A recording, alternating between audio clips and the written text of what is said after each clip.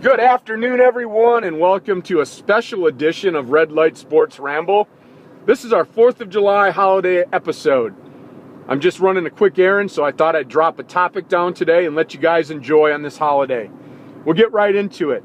The topic is about Brad Stevens going to the Boston Celtics and about college coaches having little to no success in the NBA. I don't think it works. I'm going to post a link tomorrow on my channel. Everybody can take a look at it. SB Nation has listed some of the most recent college coaches that have given a chance in the NBA. And what surprised me most is not that they lose, because we know the history. We know the history of a college coach going to the NBA. They don't win. But what really surprised me is the short tenures and the short leash that they're on. 1 to 2 years. 1 to 2 years in a rebuilding process. What are you expecting? Are you expecting a miracle? So when I look at this hiring and I look at what's going on here, I am in Brad Stevens' side. I'm in his corner.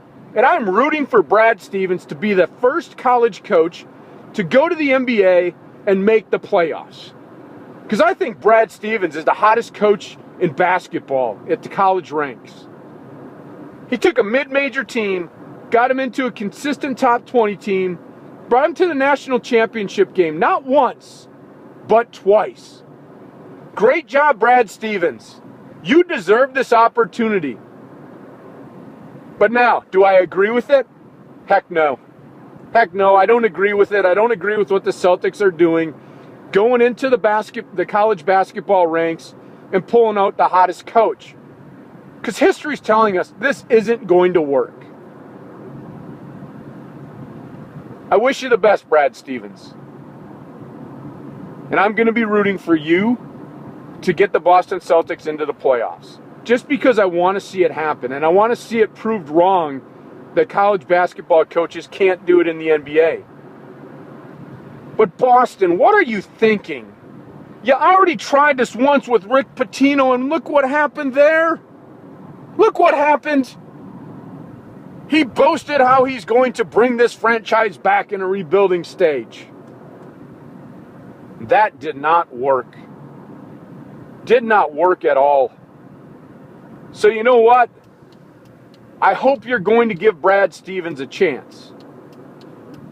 Not 1 or 2 years, because I don't see that team making the playoffs in 1 or 2 years. You at best give him a shot to turn that team around. Otherwise, he's just going to be back in college basketball, and honestly, I think that's where he belongs. And for Brad Stevens, this is a no-lose situation. Heck, 36 years old, getting a chance to go to the NBA. If it doesn't work out, by the time he's 40, he's back in college basketball and doing his thing. Oh, yeah, and in the meantime, they dropped a bunch of money for him and his family. Good job, Brad Stevens. You deserve it. You're in a no-lose situation, so best of luck. But Boston, I don't know what your thinking was. All I can come up with, and now again, I'm not on the Celtic management team, but all I can come up with is, on draft day, you waved the white flag. You made it apparent that we're putting in the towel and we're rebuilding this thing. And so maybe what you were looking for is a young, hot college coach that can relate to a younger player. I mean, it makes sense, because there's no superstars on that team. Well, Rondo's coming back, but off a knee injury. But it's going to be a lot of young players. A lot of young guys that need to be motivated, that need to learn the X's and O's of the NBA. And if that's your thinking, I think you got a good guy in Brad Stevens, because he can do that. But if you're expecting W's, I don't see him coming. So, again, what surprised me on SB Nation was the tenure of these coaches. They just didn't get a chance. And so for this to work, Boston, you're going to have to give him some time. And oh yeah, you're going to have to get him some players too. And if you do that, if you're patient and you get him some players, I'm hoping it can work. Because like I said, I am in his corner. I would love to see Brad Stevens be the first coach to come out of the college ranks and take a team to the playoffs. That would be so awesome.